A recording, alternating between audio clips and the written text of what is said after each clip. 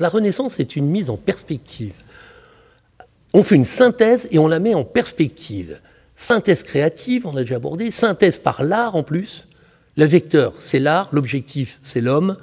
Nouvelle vision, nouveau regard, mise en perspective. Renaissance, d'où on vient, on est, et après, ça va ouvrir sur l'avenir. Alors, aucune période de l'histoire n'a donné autant de grands peintres, sculpteurs, architectes en un si peu de temps et sur un lieu aussi réduit. Alors, pourquoi parler de synthèse par l'art? En fait, l'art va avoir une dimension qu'on ne lui connaît plus aujourd'hui, je pense qu'elle reviendra, mais l'art, vous voyez ce que dit Léonard de Vinci. Il dit « La peinture est la plus parfaite de toutes les sciences ». Il dit « science ». Pourquoi? Parce qu'à travers la reproduction et l'étude, elle conduit à la connaissance des lois qui régissent la nature et les passions humaines. Elle oblige à connaître la perspective, elle oblige à connaître la géométrie, la perspective, elle oblige à connaître les tissus que l'on représente, elle oblige à connaître le corps humain, elle oblige à connaître les émotions que l'on veut transmettre. Donc, c'est une synthèse de tout ce qu'on peut faire de mieux. Et en fait, les grandes œuvres d'art de la Renaissance, je vais vous en montrer quelques-unes, il faut savoir qu'à chaque fois, c'est une synthèse de ce qu'on peut faire de mieux. Mais pas que artistique, dans le sens qui serait juste une représentation. Non, on attend et on va voir. Un nouveau tableau, une nouvelle sculpture, un nouveau bâtiment, c'est des nouveaux défis scientifiques, techniques, philosophiques, esthétiques, de vision, de couleurs, d'émotions. Il y a beaucoup d'avancées scientifiques et techniques, par exemple, des couleurs. On maîtrise à Florence des couleurs qu'on ne maîtrise pas ailleurs, notamment un rose et un bleu. Allez voir les tableaux de Florence, on vous ramène du bleu et du rose à tour de bras, parce que la principale industrie de la ville, c'est les tissus. Et donc, ils sponsorisent beaucoup des tableaux. Et c'est pour ça que le tiers inférieur du tableau, c'est essentiellement des tissus. Et c'est prévu par contrat. Il y a de la pub dans les tableaux de la Renaissance, si vous voulez, parce qu'il faut les faire voir. Le lieu où on se rend compte, c'est l'église, tout le monde voit, les dames voient les beaux tissus. C'est l'occasion de les montrer. Il n'y a pas le catalogue de la Redoute, si vous voulez. Donc, l'œuvre d'art va être chargée de beaucoup de choses. L'art constitue la synthèse de toutes les avancées. Alors, naissance du designo, ce qui veut dire design, après ça sera repris beaucoup plus tard en Angleterre par Staffbury qui créera le mot de design, mais le concept est le concept de design. Évidemment, les Italiens ne mettent pas un mot anglais, ils mettent un mot italien. Alors, conception, le projet original opposé à l'exécution. Vous voyez à droite des travaux de design du corps humain, tous les travaux que faisait Léonard de Vinci, d'un calice en 3D, on va revenir dessus sur l'importance que prend la 3D à cette époque-là. En bas aussi un tableau de Léonard aussi. Ici, vous voyez par exemple, concevoir la cité idéale. Beaucoup de travaux, là c'est des tableaux de Piero della Francesca, alors on vient juste de maîtriser la perspective. Alors on vous met de la perspective partout. On la maîtrise à un niveau incroyable. On fait des trompe-l'œil incroyables à partir de la maîtrise de la perspective. Et là, on va dire, on va étudier ce qu'on pourrait faire de mieux, mais on va étudier longtemps, on va changer les places, avant de réaliser. Et donc, conception avant réalisation. Ici, par exemple, dans ces travaux sur ce que serait la cité idéale, dans sa taille, dans les lieux de rencontre, dans l'équilibre pour chacun, entre les habitations des individus, le théâtre, le rôle que jouent différentes parties de la ville. Ici, vous avez une application de la cité idéale, l'hôpital des innocents. Vous voyez ici, c'est des petits enfants maillotés. Alors, vous voyez, c'est pour c'est des enfants qui ont perdu leurs parents lors des épidémies de peste ou à quelque autre occasion. Donc, on soigne les enfants orphelins et abandonnés dans un palais qui est superbe. Aujourd'hui, c'est un hôtel de luxe absolu, mais c'était conçu, fabriqué avec appel d'offres, les meilleurs artistes pour les petits-enfants qui étaient abandonnés. Œuvre maîtresse de Brunelleschi, c'est lui qui a fait ça, celui qui a fait la coupole superbe de Florence, Plaza Santissima, c'est une application de la cité idéale. Vous voyez cette liaison entre l'art, les mathématiques, la technique et le domaine humaniste. Vous voyez, c'est les petits-enfants que vous voyez sur les devants, puisque c'est destiné à eux. Alors, la fameuse coupole de Brunelleschi, 40 000 tonnes quand même, vous voyez, c'est-à-dire 6 fois le poids de la Tour Eiffel, montée sans aucune structure extérieure parce qu'elle est autoportante jusqu'au bout. Enfin, je ne vais pas vous décrire. On pourrait passer une demi-heure sur cette coupole qui reste un must absolu. On n'a pas reproduit l'équivalent aujourd'hui de cette taille gigantesque, sans contrefort en bas. Enfin, c'est un chef-d'œuvre. Or, Brunelleschi était quelqu'un de simple, quelquefois, il fallait le sortir de prison pour qu'il vienne à une réunion de chantier parce qu'il n'avait pas payé sa patente en tant que tailleur de pierre ou choses comme ça. Enfin, c'est une zone qui était assez rigide. Mais où il est, on dit, ah oui, mais il a encore des problèmes parce qu'il n'a pas payé. Il fallait que des mécènes paient pour qu'ils sortent. Voilà, pour vous dire, on ne valorisait pas plus que ça. Alors, vous voyez ces œuvres superbes avec une ville qui est restée en l'état. Hein, tous les palais de Florence sont toujours là, leurs meubles sont toujours là, et c'est cette architecture très forte. Donc, mise en perspective dans tous les sens du terme. La perspective ouvre, pas seulement pour des raisons de représentation, de compréhension de l'ensemble des bâtiments et d'autres choses en 3 dimensions, mais aussi dans une vision. Puisque la perspective, dire qu'on a un point, il y a des lignes d'arête, et ça ouvre sur l'extérieur ou sur le futur. Alors ici, je vous montre un dessin exceptionnel. Alors sachez qu'il date de 1400. 1400. C'est une modélisation 3D faite par Paolo Uccello. Je fais un zoom dessus pour vous voir, voyez, la qualité qui est faite. Il n'a pas d'outils, pas de computer, il n'a pas de ce qu'on appelle modélisation fil de fer qu'on faisait avant au début de la 3D. Vous voyez le bas du calice. C'est un calice qui va être tout petit dans une peinture. Voyez. Mais vous voyez comment il a travaillé sur le calice avant, hein. C'est-à-dire, voilà, ça c'est la partie conception, hein, des ignaux. Ici, vous voyez dans le tableau une structure et vous voyez le dessin de préparation. Pour être sûr qu'il n'y ait pas un angle qui ne soit pas bon et qui ne renvoie pas l'ombre comme elle devrait l'être. Hein. Alors voilà, Uccello, il fut tellement, c'est Yael qui nous dit ça, donc, il fut tellement intrigué par le côté technique de la perspective qu'il passait des nuits entières à sa table à dessin, répondant à sa femme quand elle lui disait qu'il devait aller se coucher, quelle chose délicieuse que cette perspective.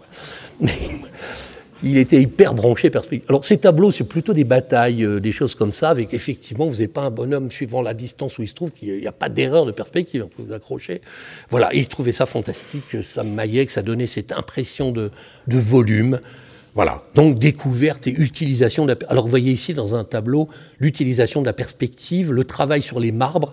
Alors vous voyez le tiers inférieur des tissus, notamment ce bleu, ce rose, tout ça, c'est à vendre, hein, pour vous, mais c'est comme ça. Il y en a qui payent, hein, il y a des contrats qui faisaient au moins une douzaine de pages, hein, qui vous disaient la poids qu'avait avoir les... Puis c'est ce qu'on voit, le haut du tableau. On voit les marbres, hein, c'est l'Italie, il y a aussi des... producteur de marbre. Hein. Et puis voilà ce volume impeccable, aucune erreur de truc, l'harmonie des couleurs, etc. Maîtrise de la géométrie dans les plats. Je vous montre un tableau de Raphaël. Hein. Vous voyez un peu sur ce palais purement imaginaire, hein, avec cette allée, ça s'appelle le mariage de la Vierge. Et vous voyez les visages, le traitement du sujet. Vous voyez ce tiers inférieur avec les vêtements, hein, avec les tissus, ça vous l'aurez dans pratiquement tous les tableaux de la Renaissance. Hein, ça fait partie de la chose. Parfois, ça mène à des choses un peu surprenantes. Vous voyez Dieu sur croix avec une espèce de petite satinette rose, assez inattendue, mais bon, ça fait partie de la... Aussi les dorures, fabrication de métaux polis. Donc, vous voyez l'extrême qualité technique qui est atteinte par des œuvres. Et dans une œuvre comme ça, chacun y voit ce qu'il a envie de voir. Vous voyez la perspective qui ouvre, après, derrière le palais, hein, vers le lointain. Ici, je vous montre, par exemple, il est assez tardif, 1500, c'est vraiment là, c'est bouclé en Italie, mais il est spectaculaire. C'est un plan de la ville de Venise, que vous voyez ici, excusez-moi. Donc, vous voyez ici le plan de la ville de Venise. Il est immense, hein, il fait tout un mur. C'est Venise, comme vous le verriez si vous étiez à peu près à 1 km de retrait et 1 km de hauteur. Si vous êtes à Venise, c'est plat comme une galette, hein, il n'y a rien à 1 km. C'est une vision de l'esprit, et si vous zoomez, vous avez tous les palais, hein, donnés ici, vus avec de ce point théorique, à partir duquel vous regardez toute la ville de Venise. C'est un chef-d'œuvre absolu en termes de perspective et de représentation. Hein, et je vous dis, il n'y a pas de calculette et tout. Vous voyez ici la partie des entrepôts qui sont devenus un musée. Hein, actuellement, hein. C'est un musée qui a été financé par qui me perd le... Ah, c'est un grand Français qui l'a financé. Mais... Pardon. C'est Arnaud, hein, je crois, qui l'a financé. Voilà. Avec autour, vous voyez les bateaux. Donc, vous voyez, la maîtrise de la perspective va donner des choses spectaculaires. Alors, je vous montre un truc intéressant pour voir le lien avec aujourd'hui. Ici, vous avez un tableau de Caravage. Le Caravage, c'est un peintre exceptionnel, qui aura beaucoup d'ennuis parce qu'il est assez bagarreur. Il aura même été accusé de meurtre, il aura été en prison. Mais enfin, je passe sur ça. Il traduit les passions humaines. Mais vous voyez ici l'obsession de la représentation dans l'espace et de la 3D. Vous voyez ce panier de fruits. On le retrouve assez souvent chez le Caravage. Ici, je vous montre, voilà. représentation du panier de fruits de Caravage, en 1573. Et je vous montre ce qu'on a fait, une société californienne qui fait de la 3D, qui a dit non, on va essayer de le faire en 3D. Alors ils ont fait un modèle 3D assez sophistiqué, hein, qui reproduit tous les éléments, hein, aussi l'orientation, comment pousser les grains de raisin pour être bien dans l'esprit, les couleurs, les effets atténués, enfin un énorme travail, un chef-d'œuvre de représentation. L'étude des orientations de la lumière, de la diffusion de la lumière, aussi des couleurs par rapport à la pomme, par rapport au trou de verre qu'il y a dessus. Et voilà le modèle 3D. Hein, final par rapport au début. C'est un hommage à Caravage, en disant, voilà, nous on l'a fait en 3D, pour de vrai. Vous pouvez rentrer dans le grain de raisin, sortir par la pomme, hein, et vous balader tout autour. Et ça, il aura apprécié le Caravage, hein, parce que lui, c'est une obsession.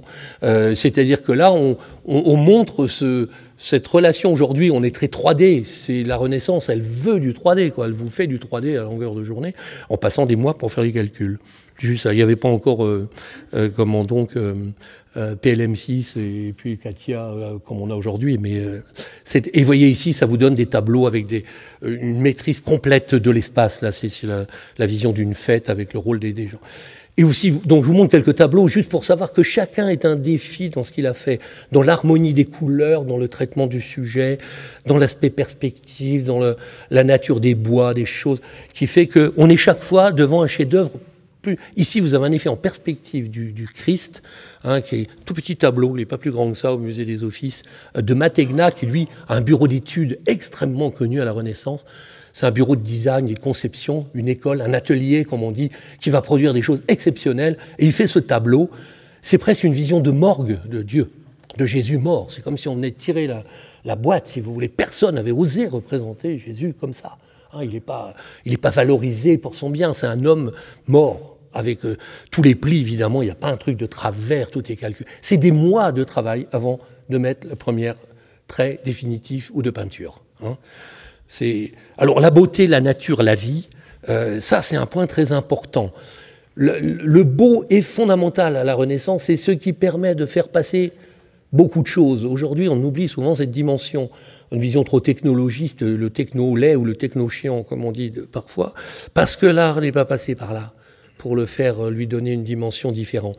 Alors ici, dans l'évolution de la peinture, je ne vais pas vous faire un court truc, mais je vous montre juste les grandes étapes clés. Ça, c'est le début de la Renaissance, vous voyez. Il y a des tours en doré, on représente des visages qui ne représentent pas des personnes réelles. On représente le thème, c'est un thème religieux. Et puis vous voyez Giotto, par exemple, qui était fils de berger, il allait dans la montagne avec son père, donc il regardait les animaux sauter, les oiseaux qui passaient, il s'est fait la main, et un jour des professeurs l'ont repéré, ils ont dit tiens, il pourrait faire. Vous avez commencé à voir les anges qui passent comme si c'était des oiseaux, hein, les gens qui ont des positions qui sont plus de la vie, si vous voulez, des têtes qui représentent des vrais enfants, hein, vous voyez, ici, ça vous avez un visage. Vous avez des visitations, vous avez l'impression que c'est vos cousines de province qui viennent vous voir, hein, c'est-à-dire qu'on rentre... Et on peut se permettre ce va-et-vient entre Dieu et l'homme, puisqu'on est toujours dans cette logique de Dieu qui a fait l'homme à son image. Hein, donc, c'est pas... Et puis, on va avoir tous ces tableaux fantastiques de la Renaissance, où on a un premier plan, un second plan, et on va vers l'infini. Mise en perspective. Et on ouvre sur un monde qui est ouvert. Vous avez des bateaux, vous avez des choses... Et si vous zoomez, vous avez un détail exceptionnel. C'est-à-dire qu'avant, on séparait le plan devant, ou bien un tableau de paysage. Là, on va l'introduire de façon quasiment systématique. Hein, vous voyez le second plan, hein, c'est les bateaux, c'est les voyages, c'est l'ouverture au monde, hein, systématiquement. Et puis on a le premier plan, là c'est la Vierge, hein, je passe avec la beauté, avec un tableau symbolique, la naissance de Vénus de Botticelli, hein, qui symbolise cette vision idéalisée de la personne humaine. Hein. Alors vous voyez Donatello, vous avez une statue de Donatello avant la Renaissance et pendant la Renaissance. Hein, à gauche, vous voyez, il représente, comment il s'appelle, David. David, c'est le symbole de la ville de Florence. David et Goliath, il est tout petit avec sa fronde. Voilà. Et c'est une ville qui n'a pas d'armée, qui n'a pas de truc et qui se défend. Donc David, vous avez David partout, hein, si vous êtes à Florence. Et donc on représente David. Vous voyez, à gauche, il est habillé, il est un peu banal. Et puis à droite, vous voyez un peu ce qui s'est permis. C'est la première statue de nu depuis l'Antiquité. Et puis c'est pas un nu par hasard. Ce type-là, en aucun cas, peut être berger. C'est un jeune de la société florentine que tout le monde reconnaît. Il est à poil avec un chapeau sur la tête et des bottes. Bon, il n'est pas du tout en situation de berger de quelque nature que ce soit. Donc ici, c'est de dire, voilà, moi j'affirme la formule. Si Dieu a voulu que les hommes soient comme ça, on n'a pas interprété. Et donc voilà, Vasari disait, elle est si naturelle, une telle beauté qui semble incroyable aux artistes qu'elle n'ait pas été moulée sur un modèle vivant. Vous voyez un peu, puis l'impertinence que ça a. Puisque là, je ne vous montre pas l'autre face. Enfin, d'un seul coup, le pape découvre un mec à poil au milieu qui est censé être David, un thème religieux. Alors, vous voyez l'évolution, ça c'est à Pompéi, c'est les Trois Grâces, c'est un thème qu'on retrouve, il y a des milliers de tableaux des Trois Grâces, parce que c'est un thème qu'on a depuis l'Antiquité. Et donc voilà comment on représente les Trois Grâces à Pompéi, voilà comment on les représente au Moyen-Âge, voilà le début de la Renaissance, Botticelli, et voilà la fin de la Renaissance, Raphaël. Voilà, retour à la case départ, c'est-à-dire qu'on repart de le monde tel qu'il est, de la nature telle qu'elle était prévue, on repositionne là. Avec, je vous montre quelques tableaux, parce qu'il c'est une avalanche de tableaux exceptionnels, mais il y a du style, vous voyez ici un style, une harmonie, une paix intérieure des personnages dans un palais florentin.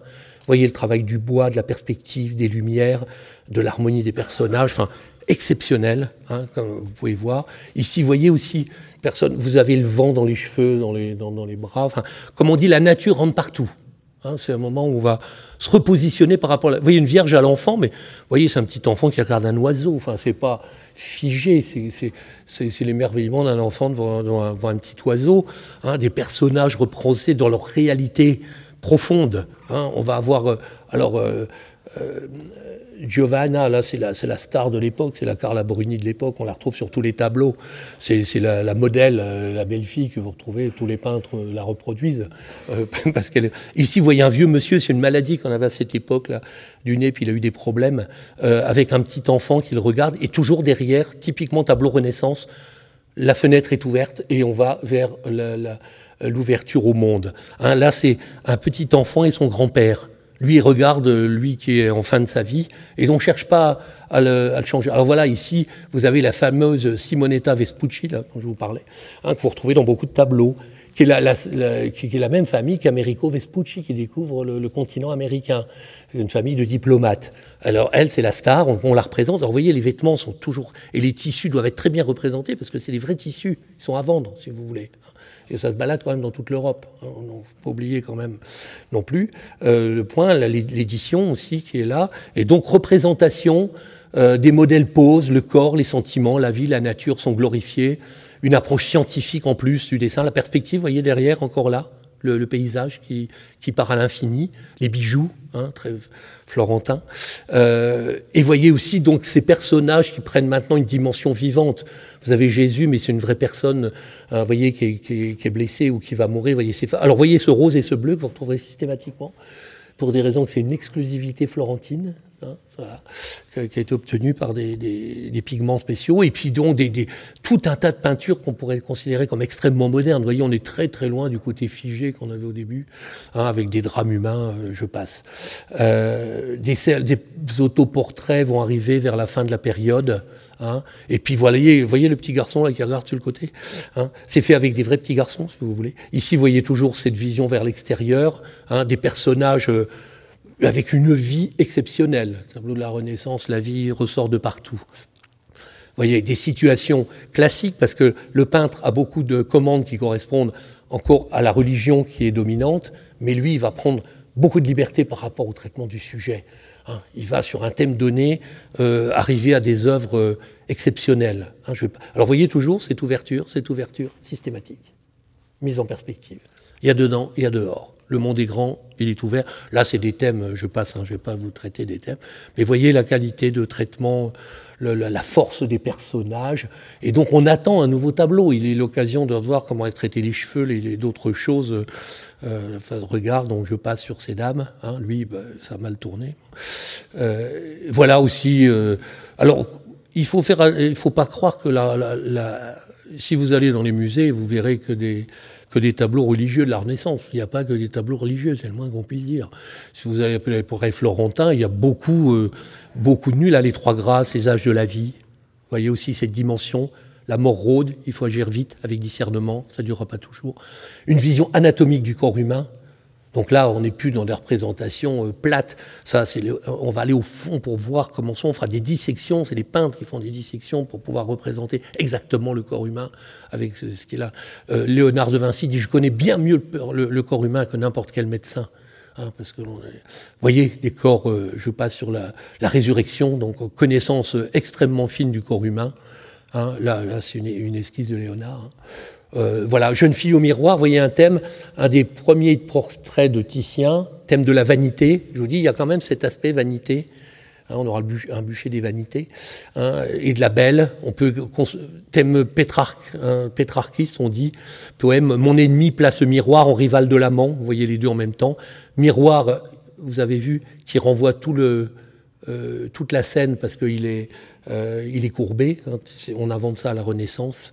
Hein, occuper contemplation dans les deux miroirs, un devant, un derrière, ce qui fait qu'elle voit ses cheveux à l'arrière, qui est quelque chose qu'on ne pouvait pas faire avant, hein, avoir cet aspect-là, et toujours donc ce traitement très vivant, hein, je ne vais pas vous les faire tous, mais une qualité d'exécution qui fait que ça reste des chefs-d'œuvre absolus. C'est pas une mode de la Renaissance, c'est pas « ah oui, on aimait ça à cette époque-là », on a touché quelque chose qui est universel. Hein. Et puis alors là, vous avez des chefs-d'œuvre absolus. Sachez que c'est à 23 ans que Michel-Ange fait la Pietà. 23 ans, petit jeune. Il passera un an à choisir son bloc de marbre. C'est dans du marbre blanc dur, c'est-à-dire aucun droit à l'erreur. Et il va vous sortir ce chef-d'œuvre absolu, hein, qui est la Pietà de Michel-Ange. En plus, un traitement extrêmement audacieux, puisque vous voyez bien que la Sainte Vierge, elle ne peut pas être la mère de l'homme qu'elle a dans ses bras. Il travaille le symbole, hein, la tristesse et Dieu dans une position. Alors, on dit que c'est la première fois qu'il est représenté comme ça. Non, on a trouvé 2-3 représentations en Allemagne de Dieu comme ça, posé en travers des bras de Marie, comme quelqu'un qui... Enfin, c'est pas une descente de croix, c'est beaucoup plus humain. Et donc, ça va parcourir de toute l'Europe en disant qu'un chef-d'œuvre absolu est né à Florence avec la Pietà de Michel-Ange. Hein, on se dit, mais c'est exceptionnel, on n'a jamais vu ça, cette qualité de représentation. Il fait une petite erreur je vous ai dit, c'est le moment où les artistes vont prendre leur autonomie. Ils avaient pratiquement pas de rôle, ils étaient très mal payés, ils étaient couverts de patentes. Faut savoir qu'il y en a, on les dissuadait de faire la sculpture, c'était un métier de tailleur de pierre qui n'était pas terrible. Et là, vous voyez, il y a un petit bandeau au travers de la Sainte Vierge, comme si c'était Miss France. Hein, et c'est marqué quoi? C'est marqué Michelangelo. Alors ça, il ne fera plus jamais, ça, parce que c'est une connerie, quoi.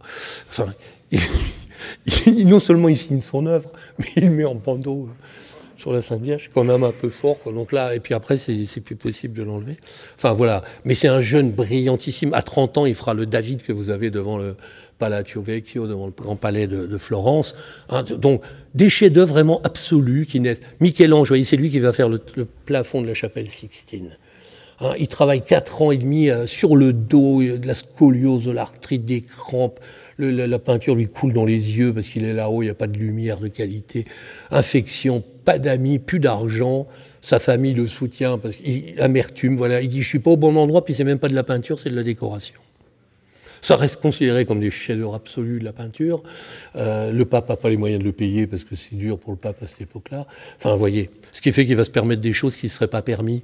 L'impertinence. Si vous prenez tous les panneaux de la chapelle Sixtine, allez les visiter, puis alors, soit vous visitez qu'une bonne sœur, soit vous visitez avec un vrai guide, et vous verrez à chaque fois l'impertinence. Ici, vous connaissez, c'est l'image la plus représentée au monde. Sauf que d'habitude, on vous montre ça. C'est ce qu'il y a partout. Et la partie la plus impertinente, elle n'est pas là. Elle est de l'autre côté. La petite blonde, là. Ça, jamais personne n'a osé faire ça. Dieu avec sa meuf, en gros, enfin en simplifiant. Qui c'est la petite blonde avec toute la marmaille autour? Il passe la main à l'autre, mais l'autre bras, punaise. Pareil qu'il y a eu un sacré débat sur l'histoire, parce que là, c'est la création de l'homme. Selon la Bible, après, avec une côte de l'homme, il fera la femme. Donc la femme n'existe pas. Donc on dit, mais qui c'est elle? Elle ne va pas être une femme, elle n'existe pas. La femme n'existe pas, mais Dieu a pris une certaine option sur le concept, apparemment. Hein, donc c'est un ange. Donc les cardinaux disent, rentrez chez vous, c'est un ange. C'est un ange. Parmi les autres anges, il a le bras autour du cou, quand même, vous avez vu un peu. Bon. Encore un vieillard qui est en train de embarquer une petite jeune. Enfin, ça se fait pas, si vous voulez. Mais pourtant, c'est un des tableaux. Et si vous êtes du Vatican, on montre que la partie gauche. On n'aime pas la partie droite. Vous pouvez faire toutes les interprétations que vous voulez, mais enfin, il y a une petite blonde sous son bras, que vous preniez. Et ainsi de suite. Là, bon, je passe sur ce tableau.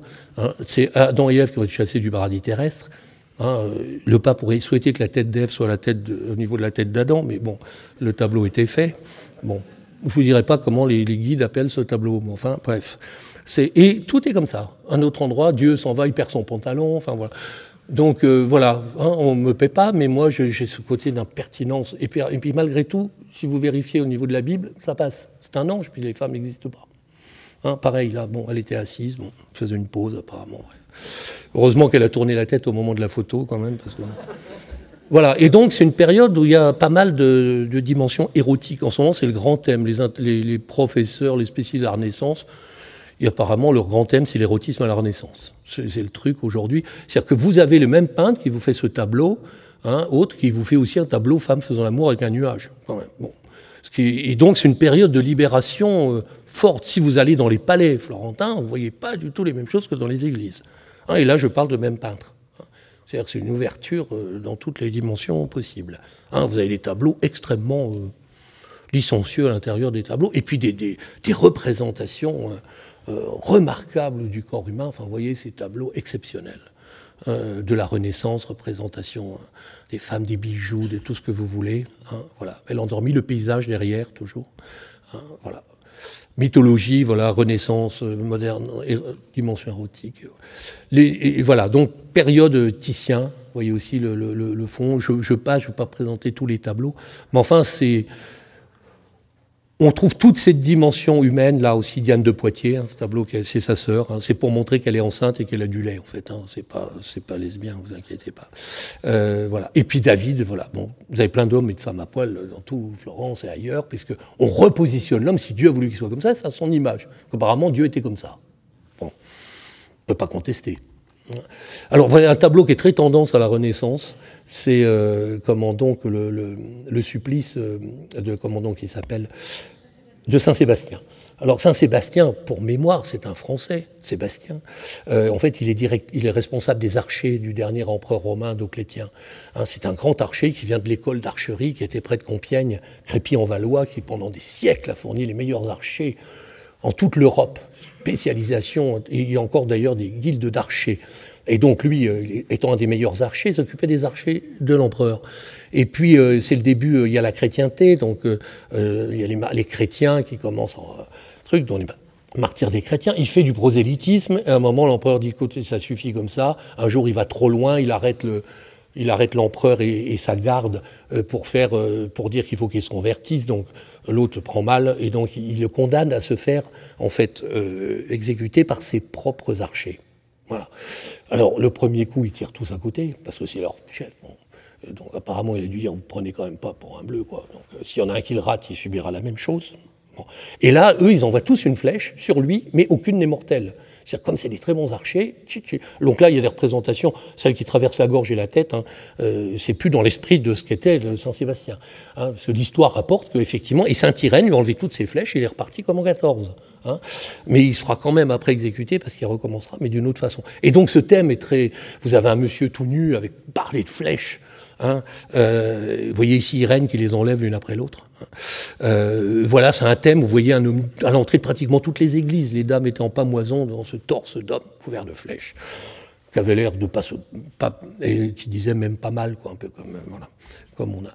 Donc voilà, corps érotique dans la poésie de la Renaissance, c'est un thème actuellement qui a... Alors, mais voyez, l'impertinence à d'autres trucs, c'est pas seulement... Comme là, l'Église est assez susceptible au niveau du sexe, ils s'en privent pas, les artistes de la Renaissance. Ils savent bien que là, ça marche toujours, si vous voulez. Si vous voulez un petit peu taquiner le pape, c'est pas le plus difficile. Mais là, c'est plus violent. C'est une représentation du pape Paul III entouré de ses deux neveux. Vous avez vu, il prend le contrat. Vous voyez un pape filou, vous voyez le neveu qui magouillait et tout. Enfin, c'est insupportable. Et pourtant, il a fait le tableau comme ça, quoi. C'est-à-dire que l'autre, il l'a pris. Ça veut dire qu'il se permet la représentation du pape. Voilà. Et ici, vous avez un grand tableau gigantesque qui est symbolique de la Renaissance, un des plus beaux tableaux de la Renaissance. Ça peint vers la fin, 1514, à 25 ans en plus. Nicolas Aurelio, je passe un cadeau d'un grand banquier à sa femme. Et en fait, toute l'Italie se mobilisera pour garder ce tableau. C'est un tableau qui est à Venise. Il devait être acheté par des grands banquiers À un moment donné, je crois que c'était une grande banque anglaise, anglo-américaine. Et puis là, tout le monde s'est cotisé pour qu'il reste à Venise. Hein, à la Villa Borghese, dont il est le principal tableau. Il représente l'harmonie derrière, le paysage, la nature, le bloc. Enfin, je passe, je ne vais pas faire une description. Perçu comme le dernier feu de la richesse de Venise, puisqu'après, il y aura l'incendie du Rialto, le déclin, etc.